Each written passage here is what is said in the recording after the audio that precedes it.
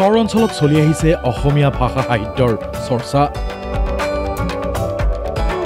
দশক দশক ধৰি চৰত জীপাল অসমীয়া ভাষা সাহিত্য সংস্কৃতি স্বাধীনতাৰ পূৰ্বৰে পৰা চৰাঞ্চলত অসমীয়া মাধ্যমৰ বিদ্যালয়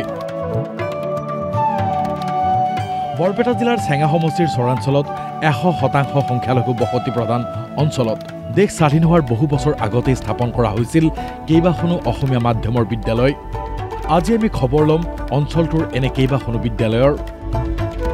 স্থান বাঘমাৰাচৰ সময় 1925 চন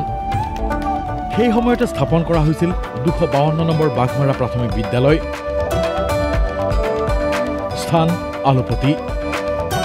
সময় 1935 চন সেই সময়ত স্থাপন হৈছিল 258/1 নম্বৰ আলুপতি প্ৰাথমিক বিদ্যালয় স্থান খোলাবান্ধা সময় 1942 চন সেই সময়তে স্থাপন হৈছিল 703 নম্বৰ চৰখোলাবান্ধা প্ৰাথমিক বিদ্যালয় এই তিনিওখন বিদ্যালয় স্থাপন কৰা হৈছিল দেশৰ স্বাধীনতাৰ পূৰ্বে তিনিওখন বিদ্যালয়ে চৰাঞ্চলত শৈক্ষিক পৰিৱেশ সৃষ্টি কৰাত অৰিহণা যোগাই আহিছে এনে বহু বিদ্যালয় আছে চৰ অঞ্চলত আমাৰ এই চৰ অঞ্চলৰ জনগাঁথনি বহু বছৰীয়া পুৰণি আমাৰ 1947 চনৰ আগৰ বহুকেইটা অনুষ্ঠান প্ৰতিষ্ঠান আছে মানে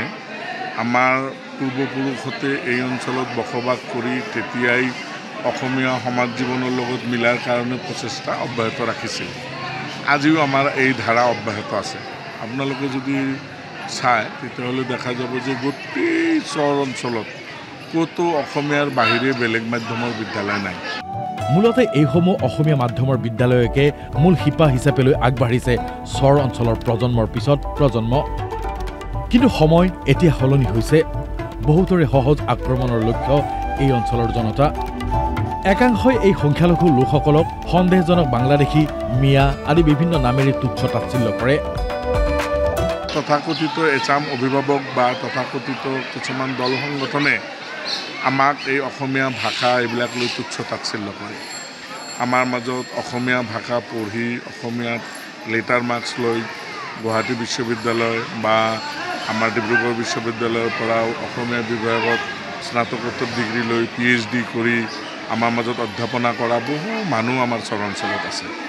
আজিও আমাৰ অসমীয়া ভাষা সংস্কৃতি আমি ধৰি ৰাখিছোঁ আমাৰ অসমীয়া ভাষাৰ প্ৰতি আমাৰ অগাধ শ্ৰদ্ধা আছে চৰাঞ্চলত বসবাস কৰা লোকসকলে নিজকে হাড়ে হিমজুৱে অসমীয়া বুলিয়ে চিনাকি দিয়ে তেওঁলোকৰ পূৰ্বপুৰুষসকলেও অসমীয়া সমাজ ব্যৱস্থাক আঁকোৱালি লৈছিল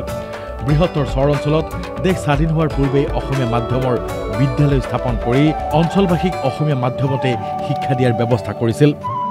পূৰ্বৰে পৰাই বিয়াৰ নিমন্ত্ৰণী পত্ৰ আৰু সভা সমিতি আদি অনুষ্ঠানসমূহৰ আমন্ত্ৰণী পত্ৰসমূহ অসমীয়া ভাষা ব্যৱহাৰ কৰাৰ উপৰি সভা সমিতি আদি কৰি প্ৰতিটো অনুষ্ঠানত অসমীয়া কৃষ্টি সংস্কৃতি বিদ্যমান হৈ আহিছে আমাৰ চৰ অঞ্চলৰ বিয়াহৰ চিঠিখনো অসমীয়াতে ছপোৱা হয় গতিকে আমি ঘৰত ব্যৱহাৰ কৰাটো এটা বঙালী দোৱান বা অন্য ভাষা কিন্তু আমি সদায় অসমীয়া ভাষা ব্যৱহাৰ কৰি আহিছোঁ চৰ অঞ্চলৰ প্ৰতি দীৰ্ঘদিনে এটা ভুল ধাৰণা আছে চৰ অঞ্চলৰ প্ৰতি থকা জ্ঞানৰ অভাৱৰ বাবেই বহুতেই সমালোচনা আৰু উপলুঙা কৰে চৰাঞ্চলৰ অসমীয়া মাধ্যমৰ বিদ্যালয়ৰ বাহিৰে এখনো নাই বাংলা মাধ্যমৰ বিদ্যালয় অঞ্চলটোৰ ৰাইজ সদায় অসমীয়া আৰু অসমীয়া সমাজৰ ব্যৱস্থাৰে ভৱিষ্যতেও চলি থাকিব বুলি দৃঢ়তাৰে কয় একাংশই আমাৰ কেতিয়াবা দুখ লাগে আমি অসমীয়া কলা সংস্কৃতিৰ লগত একাকাৰ হৈ থকা সত্ত্বেও কিছু সংখ্যক উগ্ৰ মস্তিষ্কৰ ব্যক্তিয়ে যেতিয়া আমাক বিভিন্ন উপকৰণেৰে আমাক যেতিয়া নামাকৰণ কৰি তুচ্ছ তাচ্ছিল্য কৰে সেইসকলক আমি প্ৰত্যাহ্বান সহিতে আহ্বান জনাইছোঁ আপোনালোকে আহক চৰৰ শৈক্ষিক অৱস্থা চৰৰ সামাজিক অৱস্থা চৰৰ অৰ্থনৈতিক অৱস্থা চৰৰ যাতায়াত অৱস্থা আপোনালোকে পৰিদৰ্শন কৰক আপোনালোকৰ যি ভ্ৰান্ত ধাৰণা সেইখিনি নিশ্চিতভাৱে নাইকিয়া হ'ব আমি চৰবাসী মানুহ আমি হাড়ে হিমজুৱে অসমীয়া সমাজ সংস্কৃতি অসমীয়া ভাষা সংস্কৃতি ধৰি ৰখাৰ কাৰণে আমি বদ্ধপৰিকৰ আমি যিমান দিনলৈ জীয়াই থাকিম এই ভাষাৰ প্ৰতি শ্ৰদ্ধা আমাৰ থাকিব আৰিফুল আনচাৰী ৰিপৰ্ট DY365